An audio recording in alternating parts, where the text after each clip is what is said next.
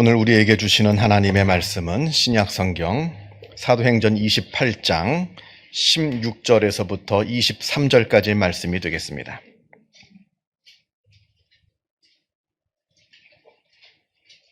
신약성경 237면에 있습니다.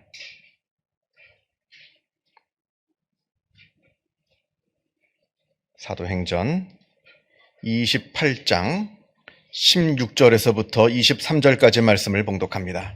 이 계시의 말씀을 봉독할 때에 살아계신 하나님의 음성을 다 함께 들으실 수 있기를 바랍니다. 우리가 로마에 들어가니 바울에게는 자기를 지키는 한 군인과 함께 따로 있게 허락하더라. 사흘 후에 바울이 유대인 중 높은 사람들을 청하여 그들이 모인 곳에 이르되 여러분 형제들아, 내가 이스라엘 백성이나 우리 조상의 관습을 배척한 일이 없는데 예루살렘에서 로마인의 손에 죄수로 내준 바 되었으니 로마인은 나를 신문하여 죽일 죄목이 없으므로 석방하려 하였으나 유대인들이 반대하기로 내가 마지못하여 가이사에게 상소함이요 내 민족을 고발하려는 것이 아니니라. 이러므로 너희를 보고 함께 이야기하려 청하였으니 이스라엘의 소망으로 말미암아 내가 이 쇠사슬에 매인 바 되었노라. 그들이 이르되 우리가 유대에서 내게 대한 편지도 받은 일이 없고 또 형제 중 누가 와서 내게 대하여 좋지 못한 것을 전하든지 이야기한 일도 없느니라. 이에 우리가 너희의 사상이 어떠한가 듣고자 하니 이 파에 대하여는 어디서든지 반대를 받는 줄 알기 때문이라 하더라. 그들이 날짜를 정하고 그가 유숙하는 집에 많이 오니 바울이 아침부터 저녁까지 강론하여 하나님의 나라를 증언하고 모세의 율법과 선지자의 말을 가지고 예수에 대하여 권하더라. 아멘. 우리에게는 참을 수 없는 존재의 가벼움이라는 소설로 잘 알려진 프랑스의 소설가 밀란 쿤데라가 1997년에 발표한 정체성이라고 하는 소설이 있습니다. 이 소설은 이렇게 시작합니다. 여자 주인공인 샹탈은 그 유명한 노르망디 해변을 휴가로 오게 됩니다.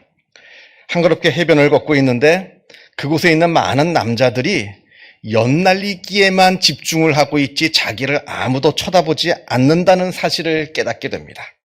그리고는 이제는 나도 나이가 들어서 나를 쳐다보지도 않는구나. 나의 여자로서의 매력이 다 사라져버리고 말았나 보다 하면서 굉장한 우울감을 느끼게 됩니다.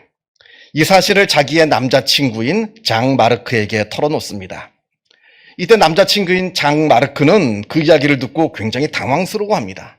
아니, 내가 매일 이렇게 너를 바라봐주고 있고 내가 당신을 이렇게 이토록 사랑하고 있는데 왜 당신은 다른 남자들이 쳐다보지 않는다는 그 단 하나의 이유만으로 그렇게 우울해하는지 모르겠다 말을 합니다. 그러면서도 사랑하는 내 여자친구가 그렇게 우울해하니까 그 여자친구를 즐겁게 해줄 요량으로 이벤트를 하나 계획합니다. 시라노라고 하는 가명을 써서 여자친구에게 편지를 보내는 겁니다. 뭐라고 보냈냐면 나는 지금 당신을 몰래 지켜보고 있습니다. 당신은 너무나 아름답습니다. 라고 하는 짧은 편지를 그 여자친구에게 보냅니다. 샹탈은 그 여자 주인공인 샹탈은 이 편지가 자기 남자친구가 자기한테 보낸 것이라고는 상상도 못하고 아주 신기한 마음에 아주 설레게 됩니다. 그런데 이 편지를 보낸 장 마르크는 그 편지를 받은 그 자기 여자친구가 오늘 이상한 편지를 하나 받았다고 자기한테 이야기해주면 내가 사실은 그거 너한테 기쁘게 해주려고 내가 보낸 것이라 고백을 하고 한바탕 크게 웃고 마무리 지으려고 했던 것인데, 그런데 이 여자친구는 그 편지를 받고는 자기한테 아무 말을 하지 않고 그 편지를 옷장 깊숙한 곳에, 그것도 속옷이 들어있는 그 깊숙한 옷장 속에 그 편지를 숨겨놓는 겁니다. 그러면서 그동안 잘 입지도 않았던 예쁜 옷을 꺼내 입기도 하고 그동안 하지 않았던 예쁜 목걸이도 하면서 아주 삶의 활력을 느끼는 것을 옆에서 지켜보게 됩니다. 그러면서 그 모습을 지켜보고 있는 그 남자친구인 장 마르크는 너무나 당혹스러워하면서 자기가 보낸 그 편지에 질투심을 느낍니다. 자기가 자기한테 질투를 느끼는 겁니다.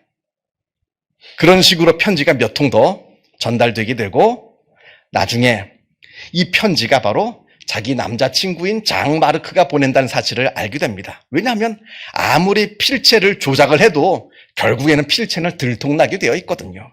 결국에는 그 필체를 대조해 보니까 이 편지는 바로 자기 남자친구인 장 마르크가 보냈다는 것을 알게 되면서 내가 마치 조롱당했다는 듯한 그 모멸감을 느끼게 됩니다.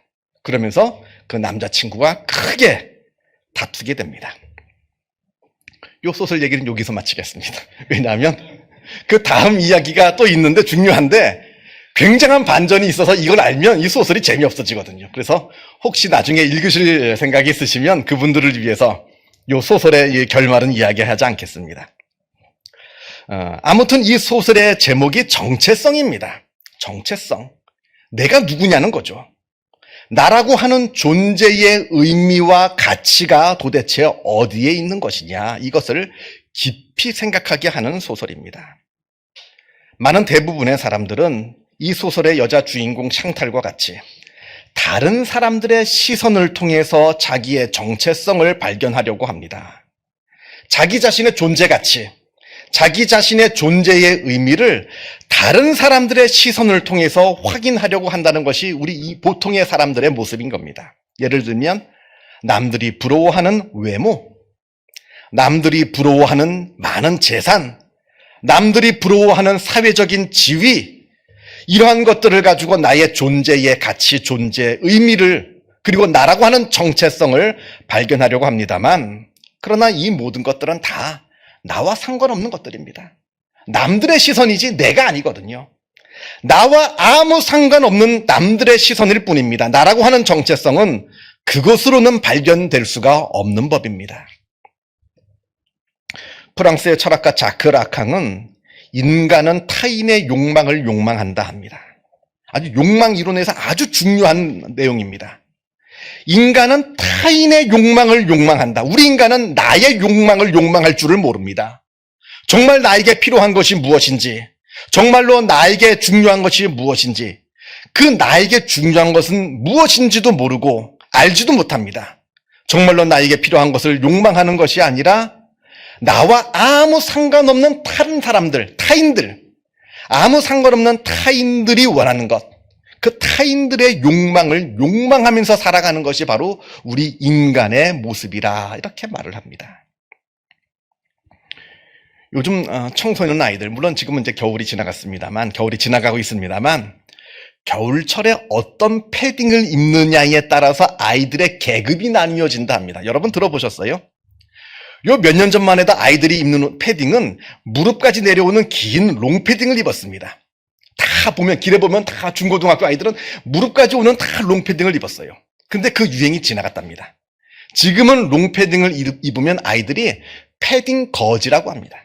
패딩 거지. 거지라고 놀린답니다, 친구들이. 그래서 요즘은 롱패딩을 입어서는 안 되고 이 허리까지 오는 숏패딩을 입어야 되는데, 그런데 문제는 요 숏패딩이 비싸다는 거예요. 어느 브랜드를 입어야 되느냐가 중요하답니다. 아무리 추워도 무릎까지 추워서 무릎까지 오는 패딩을 입으면 패딩 거지가 되는 것이고, 그래서 숏패딩을 입었는데 요 숏패딩도 어느 브랜드의 것을 입었느냐에 따라서 아이들의 등급이 나뉘어진다 합니다. 근데 문제는 이 숏패딩이 너무 비싸요. 가격을 알아보니까 수백만 원짜리도 있습니다. 엄청납니다. 이 수백만 원짜리 패딩, 이 철없는 아이들이 이 수백만 원짜리 패딩을 사달라고 부모한테 조르는 겁니다. 마치 이 패딩 하나에 자기의 전 인생이 달려있는 것처럼, 이 패딩 하나에 자기의 전 인생이 달려있는 것처럼 부모에게 이 그 비싼 패딩을 사달라고 조릅니다. 그러니까 그 부모들은 그 패딩 때문에 등골이 휜다 그래가지고 요즘 유행하는 말이 등골 브레이커라는 말이 있습니다. 등골을 다 부셔버려요, 이 패딩이. 그런 신조어가 나돌 정도로 지금 사회 문제라고 합니다. 도대체 어떻게 해야 이 추운 겨울 내가 따뜻하게 지낼 수 있느냐, 이건 중요치가 않습니다. 나한테 어떤 색상의 옷이 어울리느냐, 나에게 어떤 디자인의 옷이 어울리냐, 이건 더더욱 중요치가 않습니다. 남들이 나를 보고 얼만큼 부러워하느냐, 그저 남들이 정해놓은 그 기준에 내가 잘 따라가고 있느냐? 그저 남들의 욕망을 욕망할 뿐입니다. 여기에 나라고 하는 존재는 없습니다. 단지 타인들만 있을 뿐입니다. 남들만 존재할 뿐입니다. 자, 그런데 이게 그저 철없는 10대 아이들만의 모습인가요? 우리 어른들에게는 이러한 모습이 전혀 없는가요? 또 여기 앉아있는 여러분들에게는 전혀 없는 모습인지 한번 우리가 나 자신을 한번 깊이 한번 반성하고 발견해 보아야 합니다. 어부는 물고기를 낚는 꿈을 꾸고 돼지는 먹는 꿈을 꾼다 합니다. 그러니까 나는 무슨 꿈을 꾸면서 살아가고 있느냐, 나는 무엇을 소망하며 살아가고 있느냐, 여기에 나의 정체성이 달려있는 겁니다. 남들의 시선이 아니라 나는 무엇을 꿈꾸며 무엇에 소망을 두며 살아가고 있느냐, 여기에 나의 정체성이 있다는 겁니다. 비록 나는 이 땅에 살고 있지만 그럼에도 불구하고 나는 눈을 높이 들어 하늘을 바라보며 하늘에 속한 것을 꿈꾸며 하늘에 속한 것에 소망을 두며 살아가고 있다면 나는 비록 이 땅을 살고 있지만 하늘에 속한 사람이 되는 겁니다. 그러나 반대로 이 땅에 속한 것에만 바라보며 이 땅에 속한 것에만 꿈을 꾸며 이 땅에 속한 것에만 집착을 하며 살아가고 있다면 나는 하늘에 속한 사람이 아니라 이 땅에 속한 사람일 겁니다. 이건 교회를 몇 년 다녔느냐, 교회에서 무슨 직분을 받았느냐와는 전혀 상관이 없는 이야기입니다. 아무리 수십 년 동안 모태신앙을 내가 한다 할지라도 내 마음의 소망이 이 땅에만 있고 하늘에 놓여있지 않다라고 한다면 나는 아무리 수십 년간 교회를 다니고 대단한 직분을 가지고 있다 하더라도 나는 땅에 속한 사람이 되는 것이고요. 내가 교회 나온 지 얼마 되지 않고 초신자라 할지라도 나는 이 땅에 있는 것이 아니라 하늘에 속한 것을 바라보며 그것을 꿈꾸며 그것에 나의 소망을 두며 살아간다면 그 사람은 하늘에 속한 사람이 되는 겁니다. 오늘 본문 20절 말씀에 사도 바울은 자기가 평생토록 품었던 소망에 대해서 이야기합니다. 이스라엘의 소망으로 말미암아 내가 쇠사슬에 매인 바 되었노라. 오늘 말씀은 사도 바울이 드디어 로마에 입성하는 장면입니다. 바울은 일생 동안 모두 세 번의 선교 여행을 다녀왔습니다. 그 모든 선교 여행을 다 성공적으로 마친 후에 교회의 최초의 교회라고 할 수 있는, 어머니 교회라고 할 수 있는 예루살렘 교회가 너무나 힘들기 때문에 다른 교회들, 이방 나라에 있는 여러 교회들이 돈을 모아서 예루살렘에게 전해줄 그 헌금들을 가져다가 예루살렘 교회에 전달하고자 예루살렘에 들어가게 됩니다. 그러나 복음을 반대하던 당시 이스라엘 종교 지도자들은 바울이 예루살렘에 들어오자마자 그를 즉각 체포하여서 재판을 받게 합니다. 그 당시 이스라엘은 로마의 지배를 받고 있기 때문에 이스라엘에게는 재판권이 없어요. 사법권이 없습니다. 오직 로마 총독만이 재판을 할 수가 있습니다. 당시 당시 이스라엘 종교 지도자들에 따르면 바울이 전하는 복음은 신성 모독입니다. 하나님이 아니라 이단이라 생각을 했습니다. 그래서 바울을 잡아다가 사형에 처할 것을 로마 총독에게 요구합니다만, 그러나 로마 총독이 볼 때는 로마 법률상 그 로마 법을 가지고 들여다보면 바울은 사형을 당할 만한 죄를 저지른 적이 없습니다. 그러니까 풀어주고는 싶은데, 그렇다고 바울을 풀어줬다가는 이스라엘 사람들의 아주 심기를 거슬려 가지고 무슨 소요가 일어날까봐 정무적인 판단으로 바울을 벌하지도 못하고 또 놓아주지도 못하는 그러한 아주 모호한 상황이 무려 2년 동안 지속이 됩니다. 2년 동안 지지부진 재판이 지연되면서 이렇게 시간이 지나갑니다. 그러자 바울이 먼저 선수를 쳐서 그렇다면 내가 여기 이스라엘이 아니라 내가 로마에 가서 재판을 받겠다 합니다. 왜냐하면 바울은 로마 시민권자거든요.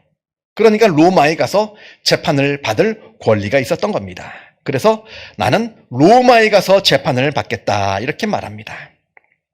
그런데 바울이 이렇게 자기가 로마에 가서 재판을 받겠다 한 것은 풀려나고 싶어서 한 말은 아닙니다. 그것을 어떻게 하냐면 우리가 사도행전 우리가 읽은 거에 조금 앞으로 가서 26장 마지막 부분을 보게 되면 바울이 나는 로마에 가서 재판을 받겠다 이렇게 말을 하니까 그 말을 듣고 이스라엘의 아그리빠 왕하고 로마 총독 베스도가 서로 주고받은 대화가 나옵니다. 뭐라고 그러냐면 이 사람이 만일 로마에 가서 가이사에게 상소하지 아니하였더라면 석방될 수 있을 뻔하였도다 이렇게 말합니다. 이들은 얘기하는 거 조금만 더 기다리지. 조금만 기다리면 석방될 텐데 왜 마음이 성급해가지고 로마에 가서 재판을 받겠다고 하는지 모르겠다 하는 말입니다. 그러나 바울은 석방되고 싶어서 로마에 가겠다는 게 아니었습니다. 바울이 로마에 가고자 한 이유는 이 엄청난 제국, 이 로마 제국의 수도인 로마에 들어가서 내가 로마에서 예수 그리스도의 십자가의 복음을 증거하고자 하는 그 소망이 있었기 때문에 로마로 가고자 했던 겁니다. 그리하여 바울은 재판을 받고자 로마로 압송이 됩니다. 그러나 그 로마로 가는 길이 쉽지가 않았습니다. 가는 뱃길로 가는데 중간에 폭풍을 만납니다. 유라굴로라고 하는 엄청난 폭풍을 만나는데 무려 14일 동안, 보름 동안 이 폭풍과 사투를 벌입니다. 거의 이 배가 파손이 돼가지고 다 사람들이 바다에 몰살될 지경에 이르렀습니다. 그러나 그럼에도 불구하고 바울은 전혀 두려워하지 않습니다. 왜냐하면 자기는 로마에 살아 들어가서 로마에서 복음을 증거해야 한다는 그 소망이 있기 때문에 그러합니다. 그 소망이 있기 때문에. 우리 예수 믿는 사람들이 자주 하는 말 중에 하나가 소망입니다. 우리 교회도 소망이 붙죠. 그래서 이제 뭐 가끔 텔레비전이나 뭐 이렇게 매체를 보다가 가끔 무슨 연예인이나 무슨 방송인이 소망이라고 하는 표현을 쓰게 되면 저는 속으로 저 사람도 예수 믿는 사람인가 하는 반가운 마음이 들더라고요. 왜냐하면 소망이란 말은 우리 주로 뭐 세상 사람들도 쓸 수 있습니다만 우리 기독교인들이, 우리 예수 믿는 사람들이 주로 쓰는 말이기 때문에 그러합니다. 그런데 우리 예수 믿는 사람들이 소망이란 말을 자주 쓰는데 그 소망이란 말을 잘 들어보면 소망의 뜻을 잘못 알고 쓰는 경우가 많습니다. 소망이라고 하는 원래의 뜻을 잘못 알고 쓰는 경우가 많다는 겁니다. 보통 우리가 소망이라고 말할 때는, 많은 사람들이 소망이라고 말할 때는 나의 소원을 말합니다. 그걸 표현할 때 우리는 소망이라 이렇게 표현할 때가 많습니다. 그런데 사실 성경에서 소망과 소원은 서로 다른 말입니다. 나의 소원이라고 말할 때 내가 원하는 것, 내가 소원한다, 내가 원한다라고 할 때 헬라어로는 텔레마라고 합니다. 텔레마. 이게 바로 소원이에요. 내가 원하는 것. 이게 텔레마입니다. 내가 바라는 것. 그러나 소망은 성경에서 말할 때 헬라어로 엘피스라고 합니다. 엘피스. 뭐냐면 희망입니다. 희망. 그러니까 소망은 희망이에요. 그렇다면 왜 희망을 희망이라고 번역하지 않고 왜 소망이라고 번역을 하느냐?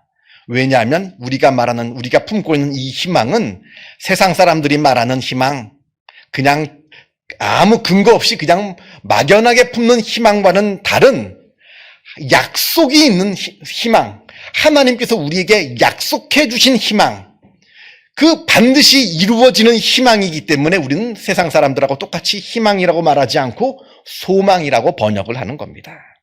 그러니까 우리가 품는 이 소망이라고 하는 것은 하나님께서 약속해 주신 그 희망을 말하는 겁니다. 그러니까 바울이 이러한 소망을 가지고 있어요. 이러한 희망을 가지고 있어요. 약속이 있어요. 반드시 이루어지는 희망이에요. 뭐냐면 나는 로마에 가서 복음을 증거하게 될 것이라는 약속 있는 희망을 가지고 있기 때문에 뭐 14일 동안 엄청난 배가 가라앉을 정도로 엄청난 풍랑을 만난다 할지라도 두렵지가 않은 겁니다. 알거든요. 나는 내 미래를 압니다. 나는 로마에 살아가서 로마에서 예수 그리스도의 십자가의 복음을 증거할 사람이라 하는 것을 알고 있습니다. 그러니까 두렵지가 않아요. 그러니까 그 주변에 있는 뱃사람들 막 어쩔 줄 몰라 합니다. 이걸 어떻게 이 배가 무너지지 않게 가라앉지 않게 어떻게 해야 되냐 막 두려워서 쩔쩔매고 있고 밥도 먹지 못하는, 무려 보름 동안 밥도 먹지 못하는 그 뱃사람들한테 오히려 배는 전혀 모르는 이 바울이 안심하도록 위로해 줍니다. 나는 살아서 로마에 가야 되는 사람입니다. 그러니까 나와 함께 있으면 당신들도 절대로 죽지 않습니다. 이렇게 위로해 주는 장면이 또 사도행전에 나옵니다. 죄인의 신분인데도 말입니다. 자, 그렇게 해서 그 모든 역경들을 다 물리치고 천신만고 끝에 결국에 바울은 로마에 입성하는 장면이 바로 오늘 본문 우리가 읽은 사도행전 28장의 말씀이 되는 겁니다. 17절 말씀을 보면 바울은 로마 안에 살고 있는 여러 유대인들을 초청해서 그들에게 복음을 전합니다. 바울은 아직 재판이 끝나질 않았어요. 그래서 공식적으로는 죄인이 아닙니다. 그냥 재판을 받고 있는 미결수예요. 그냥 재판을 받고 있는 미결수이기 때문에 비교적 좀 자유롭게 그냥 나를 지키는, 바울을 지키는 그 간수 한 명만 따라 붙을 뿐이고 감옥이 아니라 일반 집에 가택 연금이 되어서 비교적 다른 사람들은 밖으로만 못 나갈 뿐이지 사람들을 초청하면 만날 수 있는 그러한 신분이었습니다. 그래서 유대인들을 불러가지고 그들에게 복음을 증거하는 모습들을 우리가 보게 됩니다. 그렇게 한 번, 두 번 이렇게 만나게 되니까 오늘 말씀을 보면 이제는 아예 정기적으로 유대인들이 이제 와서 바울의 복음을 듣는 그 이야기가 나옵니다. 23절을 보면 그들이 날짜를 정하고 그가 유숙하는 집에 많이 모이니 바울이 아침부터 저녁까지 강론하여 하나님의 나라를 증언하고 모세의 율법과 선지자의 말을 가지고 예수에 대하여 권하더라. 이제는 아예 날짜까지 정해가지고 많은 사람들이 모여서 아침부터 저녁까지 하나님의 말씀을 듣는 놀라운 일이 벌어지게 된 겁니다. 그동안 바울이 열심히 전도를 했습니다만 그건 주로 이 로마 제국의 변두리였거든요. 변두리만 돌아다니면서 전도를 했습니다. 그런데 이제 바울은 로마 제국의 핵심부인 로마시에 들어가서 그곳에 있는 유대인들뿐만 아니라 이제는 그 자기를 지키고 있는 시위대들, 장교들, 귀족들, 왕족들에게도 복음을 증거하는 놀라운 역사가 이루어지게 되는 겁니다. 그러다가 결국에 64년에 네로가 로마에 불을 지른 다음에 그 책임을 기독교인들한테 묻고 기독교를 박해할 때 그때 바울은 순교하게 됩니다. 64년에 순교합니다. 저는 개인적인 생각으로 바울이 로마로 압송한 이 로마의 사역도 바울의 선교 여행 중에 포함을 시켜야 된다 저는 개인적으로 생각합니다. 그러니까 바울은 3번의 선교 여행이 아니라 로마 압송까지 포함을 해가지고 4번의 선교 여행을 했다. 저는 개인적으로 그렇게 생각을 합니다. 왜냐하면 이 로마행은 바울이 억지로 끌려온 게 아니거든요. 바울이 자발적으로 해서 내가 로마에 가서 복음을 증거해야겠다 하는 복음 전도의 소망을 품고 자기가 자원하여서 로마로 온 것이기 때문에 그러합니다. 그리고 로마에서 너무나 많은 선교의 열매들, 정말 좋은 선교의 열매들을 많이 맺었습니다. 20절 말씀에 아까 읽었습니다만 오늘 본문 20절 말씀에 이스라엘의 소망으로 말미암아 내가 쇠사슬에 매인 바 되었다. 바울은 이렇게 말합니다. 자기의 소망 때문에 자기가 이렇게 고생을 당하고 있다는 거예요. 이 소망 때문에 결국 바울은 순교하게 되는 겁니다. 그래서 우리가 바울을 바라보면서 그 소망을 하늘에 품고 복음의 소망을 두고 있는 사람이기 때문에 바울을 복음의 사도라. 우리가 이렇게 말을 하고 있습니다. 그의 정체성을 우리가 복음 전도자라고 우리가 부르는 겁니다. 그가 소망을 복음 전도에 두고 있었기 때문에 그의 정체성은 복음 전도자가 되는 겁니다. 성도 여러분, 여러분은 어떠한 소망을 품고 세상을 살아가고 계십니까? 여러분의 소망은 하늘에 두고 있습니까? 여러분의 소망을 하늘에 두고 있습니까? 아니면 그냥 이 땅에 두고 살아가고 있습니까? 앞에서 말씀을 드렸다시피 하늘의 소망을 두고 살아가는 사람은 하늘에 속한 사람이 되는 것이고요. 그저 이 땅에 소망을 두며 살아가고 있는 사람들은 땅에 속한 사람이 되는 겁니다. 그런데 우리가 하늘에 속한 사람, 하늘에 소망을 두고 살아간다고 해서 바울처럼 꼭 감옥에 갇혀야만 되고 뭐 순교를 해야만 되고 그건 아니에요. 그거는 아주 극소수의 사람들만이 하고 있는 그들 나름의 특권입니다.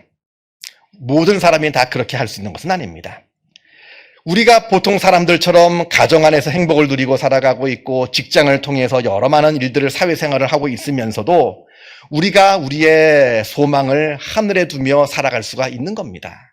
굳이 막 지질이 고생을 할 필요가 없어요. 꼭 그래야만 하늘에 속한 사람이 되는 건 아닙니다.